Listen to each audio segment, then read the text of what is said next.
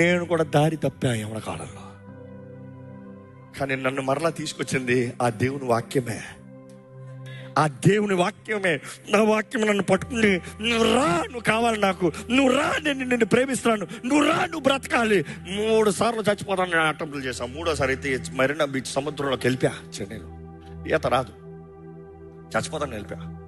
ఒకసారి అయితే పెద్ద బిల్డింగ్ పైకి వెళ్ళి, ఆ బిల్డింగ్ పేరు చెప్తా బాగుందిలే కానీ కొంచెం సేఫ్టీ రీజన్స్ కొరకు అక్కడ నుండి దూకేద్దాం అక్కడ.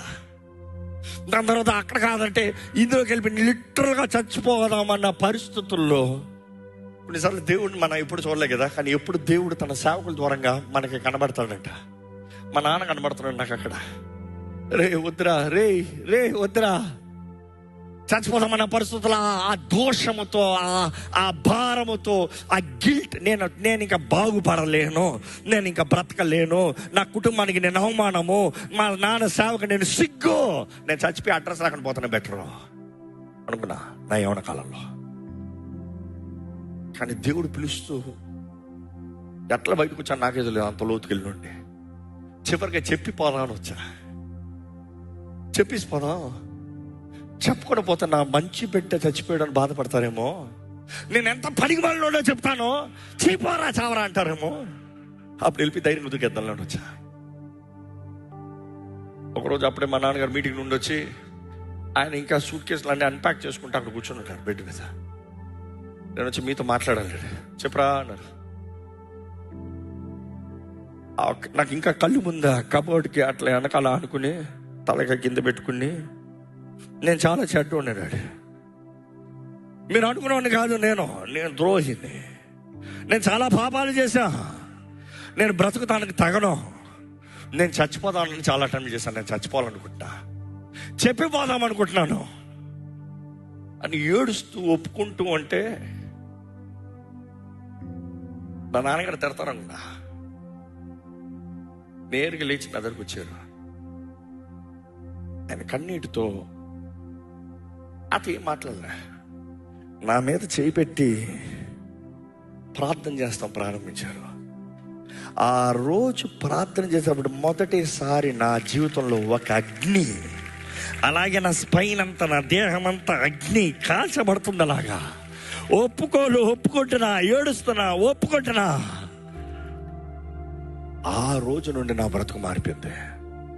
ఆ రోజు నుండి మరలా పాపపు జోలికి వెళ్ళా. ఆ రోజు నుండి అప్పటికే ఎన్నో సంవత్సరాలు, 3.5 సంవత్సరాల జీవితంలో కోల్పోయాను. కానీ దేవుడు లేపాడంటే ఆశ్చర్యరీతిగా లేపాడు, మామూలుగా కాదు. మిడతలు తినివేసిన సంవత్సరం నీకు తిరిగిస్తాడంటే మీకు తెలియపోవచ్చు, నాకు తెలుసు, నా జీవితంలో అనుభవించడం అండి. అండ్ చెప్తూ వచ్చాను, God when he does his thing, speed ఉంటుందని చెప్పాను, రిస్టోరేషన్ ఉంటుందని చెప్పాను. ఆ 2 అనుభవించడం అండి. 10వ క్లాస్ ఎగ్జామ్లు కూడా రాయకుండా తిరిగినోడు నేను. రే బోర్డ్ ఎగ్జామ్ రా పోరా, మెయిన్ ఎగ్జామ్ రా పోరా అంటే, annual exam, main board exam పోయి కాగితాన్ని ధైర్యంగా పెట్టి నేను పోతా ఉంటానంట. అలా అంటుండే నేను చదవండి, నేను ఏంటంట నాకు చదవాల్సిన అవసరం లేదు. అలాగుండి నా స్నేహితులందరూ దాటి వెళ్ళిపోయారు. వారు 12th స్టాండర్డ్కి వెళ్ళిపోయారు, నేను 10th ఫెయిల్ అయ్యి కూర్చొని ఉన్నా. కానీ ఎప్పుడైతే రక్షించబడ్డానో, మా స్నేహితులు కాలేజీలోకి అడుగు పెట్టేటప్పుడు నేను కాలేజీ నుంచి బయటకు వచ్చా. అంటే అర్థమైందా? I'm the youngest audio engineer in India. ఎట్లా? దేవుడు నా జీవితంలో స్పీడ్ ఇచ్చాడు. ఫస్ట్ టైం ఎవర్ 10th మరల కట్టా, మామూలుగా కాదు, పట్టుబట్టా, మామూలుగా కాదు, రాసి ముగించా, మంచి మార్కులతో కొట్టుకుని వచ్చాను బయటికి. అదే సమయంలో నెక్స్ట్ నా కొరకు ఆడియన్స్ వాళ్ళన్నారు, అందరు పెద్ద పెద్ద చదివి వచ్చారు, నువ్వేంద్రా అంటే 10th ముగించి వస్తానంటావు, నీకు ఎట్లా అవుతుంది? అప్పటికి ఇంకా రాసి ముగించలేదు, రాసే ముందే నేను ముంచి వస్తా. కానీ ఆ డైరెక్టర్ ఒక సేవకుని భార్య, నేను వెళ్ళా, అమ్మా ఇది నా సంగతి, ఇది నా జీవితం, నేను మరలా బాగుపడి నూతనంగా ప్రారంభించాలని ఆశపడుతున్నానంటే, ఆ మణిని నీకు ఒక పరీక్ష పెడతాం, నువ్వు బోర్డుతో మాట్లాడి చెప్తానని చెప్పి, తర్వాత నీకు ఒక పరీక్ష పెడతాం, ఆ పరీక్ష నువ్వు రాయగలిగితే నువ్వు క్వాలిఫై అవుతావు, వచ్చి చదువుతాను. కానీ పరీక్ష పెడితే 10 out of 10 ఫుల్. దాని తర్వాత స్టార్ట్ అయ్యింది లైఫ్. అబ్బా, దేవుడి రిస్టోరేషన్ అంటే కళ్ళారు చూశానండి. నా లైఫ్లో జస్ట్ ఉపమానంలో చెప్తున్నాను. కాలేజీలో చదివి ముగిస్తాను, బయటకు వస్తాను ముందే కాలేజీలో లెక్చరర్గా టీచ్ చేస్తున్నాను. నమ్ముతారా? కాలేజీ నాకు జీతం వస్తుంది. సరే, ఇవన్నీ పక్కన పెడితే ఘనమైన రీతిగా, ఘనమైన స్థానంలో ఘనమైన ఉద్యోగాలు చేసుకుంటూ వచ్చాను. ఎవరు చేయలేని ఉద్యోగాలు ఘనంగా దేవుడు నాకు అవకాశాలు టక్ టక్ టక్ టక్ టక్ తీసుకొచ్చాడు. అంత మాత్రమే కాదు, నేను చదివిన కాలేజ్ ఇంటర్నేషనల్ కాలేజ్. అది ప్రపంచంలో 47 దేశాల్లో ఉంది. తర్వాత ఇండియాలో ఉంటే తీసేసిన తర్వాత ఏమైంది తెలుసా? అంటే చెన్నైలో ఉండి తీస్తారు, వేరే బాంబేలో ఉండేది. ఇప్పుడు ఉందా లేదో కూడా తెలియదు. I don't think it is there. కానీ ఏ డైరెక్టర్ అయితే నాకు కాలేజీలో చేరతానికి అవకాశం ఇచ్చిందో అదే డైరెక్టర్కి నా కంపెనీలో ఉద్యోగం ఇచ్చా.